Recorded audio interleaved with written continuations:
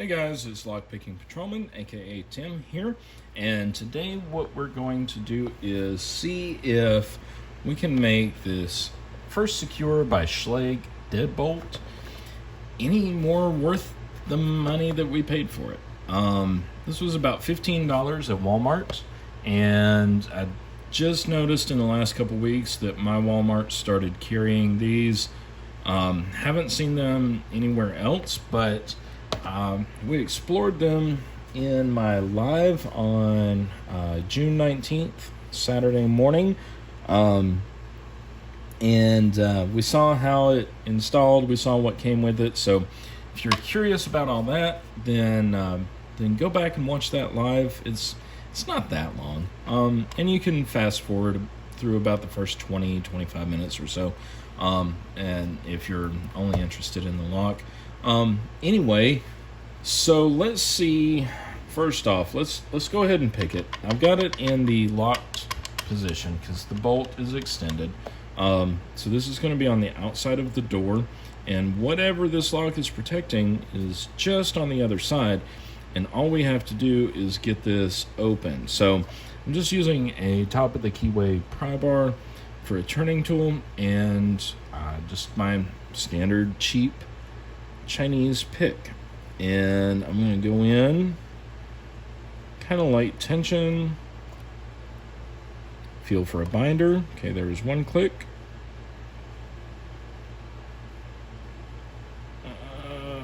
Maybe another click. No, not ready. Okay, there was a click. And I'm not really worried about technique here, because somebody who's going to be breaking into your stuff isn't going to be sitting here counting off clicks off of pins. So we just kind of bully it, and there we get in. So now everything that this lock is protecting, everything behind this lock is now open to whoever just picked it. That did not take long. So what we are going to do right now is take this lock apart and put in some of these little guys. These are called spool pins, if you're not familiar. And what they do is basically make it a little bit more difficult to pick a lock. At least they're supposed to. We'll see about that. Because a lot of that depends on the lock itself and the manufacturing tolerances. So now that we're in, we're going to unscrew the through bolts.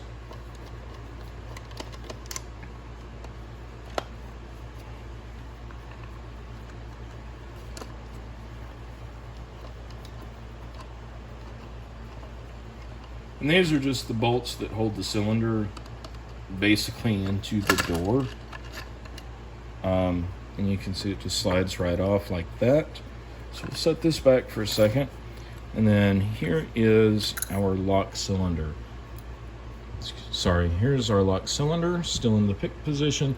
This is the housing. And the only way that housing is secured is it just is pulled in because the cylinder slips into it, and then the through bolts go into these holes on the back of the cylinder. So that's really all you've got holding this in. Now, to take this apart, we'll angle the camera down here to where we can see. There's a little C-clip on the back of the plug. So we're just going to use our little tool here to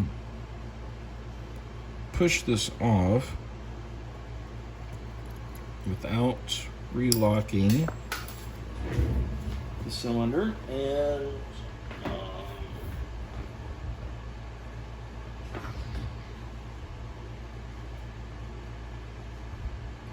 that clip went in the floor.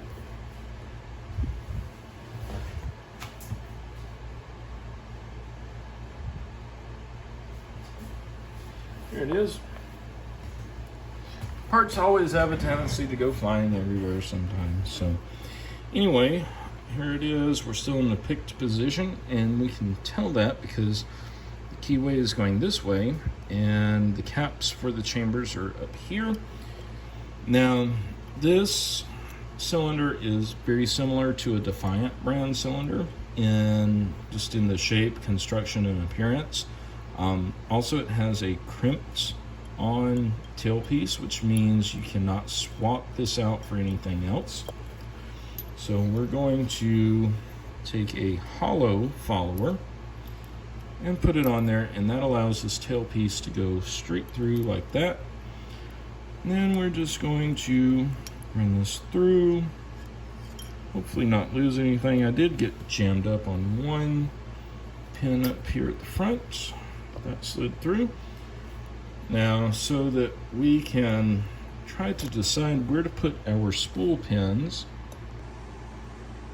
Oops, let's get zoomed in here. We'll look at the depths that are here in each of the chambers.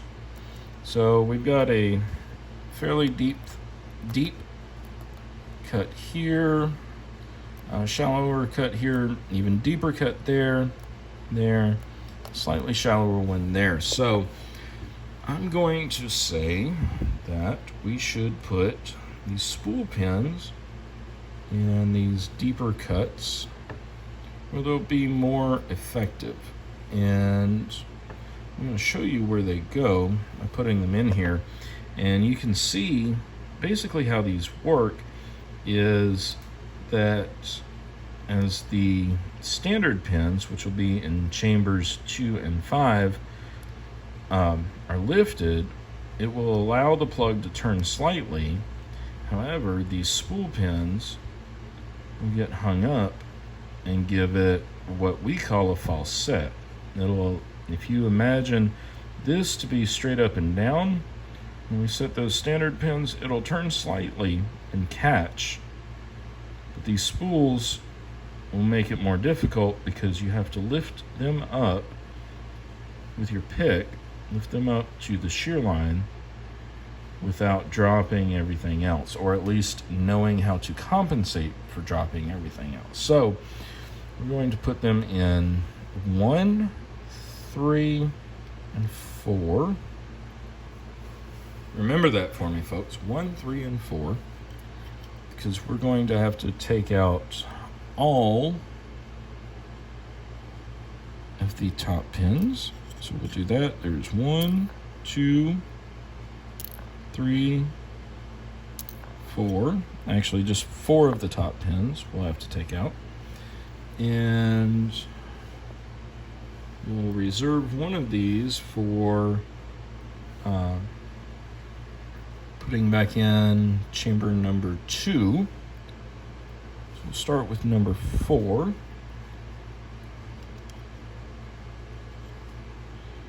Pick this up just right.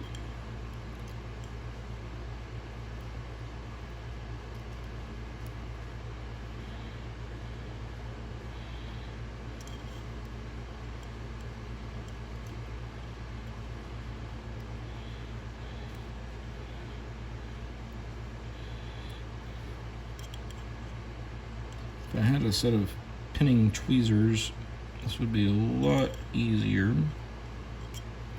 Actually, what I will do is take that out. Take out the hollow follower. I'll use this follower, which has a notch, which allows me to rest the pins in there and then push down from on top. Put the spring back in place. All our springs are in place now.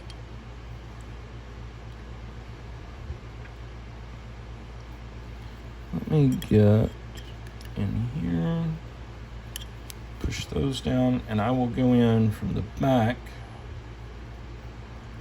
put these 2 in there, and we said we're going to put a spool in number 4. So now that we have the follower right up there, oops, sorry about that. Follower's right up there, we can hold that spool in place, push it down, and then we'll put our standard pin in number 5, push that down, and then we can flip this around to the front,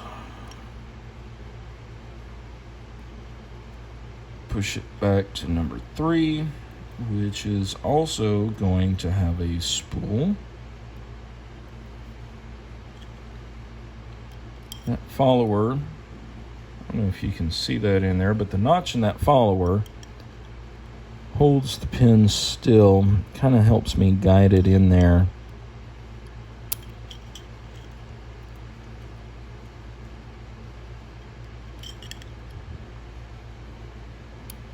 Okay, there's 3, and then 2 is going to be one of the standard pins.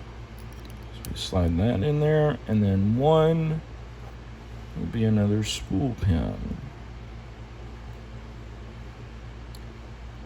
I'm going to put these spools, some of them have a wider ledge on one end. I'm going to put the thinner edge to where it's actually interacting with the cylinder. Zoom out just a hair. And then I'm going to pull a switcheroo because we still have this tailpiece here.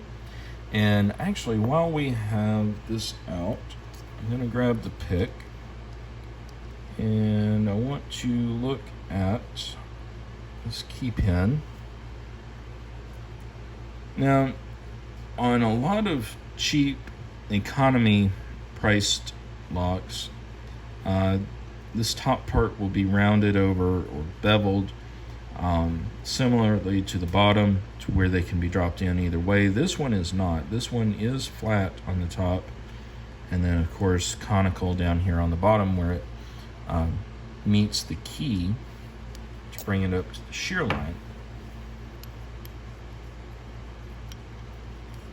So we're going to go through like that. We have our hollow follower again. Take our plug, slide it back in there, and we can turn it to the locked position. Take the C-clip,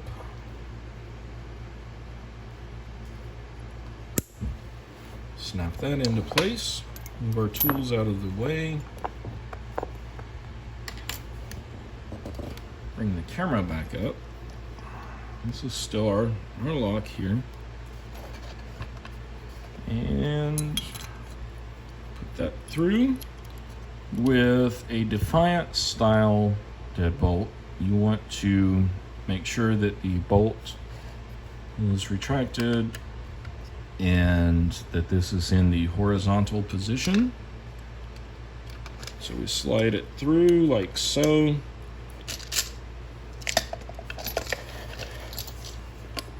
All the way in. We'll take our thumb turn,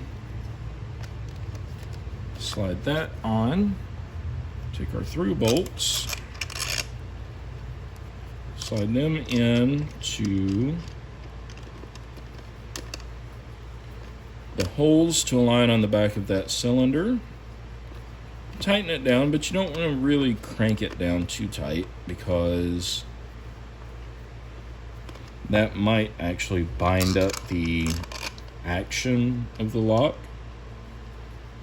In other words, it would be really, really tight for no reason other than the screws are too tight.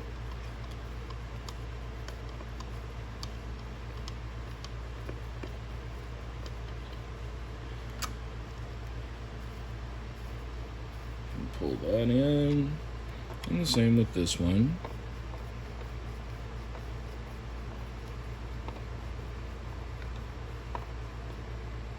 Okay, we have our lock,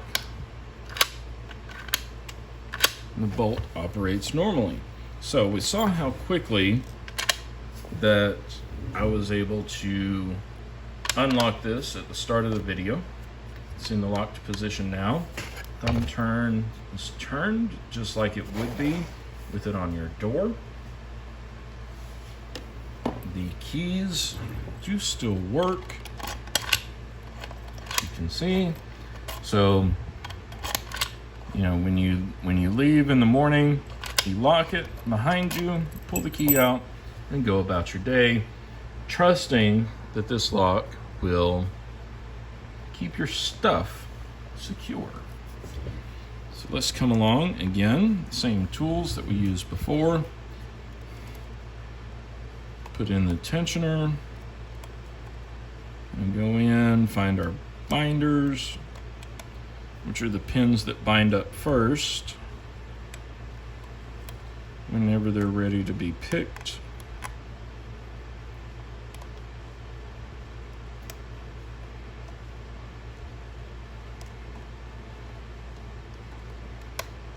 Okay, now you notice how it turned just a little bit, but not all the way. That's because those spool pins are catching. So now what we do is we ease off the tension, go through one by one until we find one that pushes back on our tensioning. We push that into place, just like so. And we go to the next one. Okay. There's one. And there you go. We are open. So, what does that mean for this first secure by Schlage deadbolt? To me, what this means is that I would not use this lock to secure a door that I am sleeping behind. This lock can be easily picked, even with security pins in it. I'm not going to do a destructive entry test on it today, but I'm sure, based on prior experience with similar locks, that it would be fairly easy to drill through. I may do that in a later video. Don't sleep behind this lock. If your pillow is on this side of the door, don't use this lock. You can use it. I think it would be safe to say that you could use it to secure something such as an outdoor closet, because not all criminals possess great lock-picking skills. Some of them probably do, and so I wouldn't put anything that was worth any real money behind this lock. If you had a pool closet, for example, where you kept floats and noodles in, that would be fine, because you can replace those for not much money. Anything more than that, like a lawnmower or expensive garden tools, no, don't use this lock. So anyway, that is my video for today, my review of the first secure by Schlage deadbolt. You can see the model number right there. And yeah, if you have any questions or comments, please leave them below. As always, stay safe, stay healthy, stay happy, and we'll see you next time.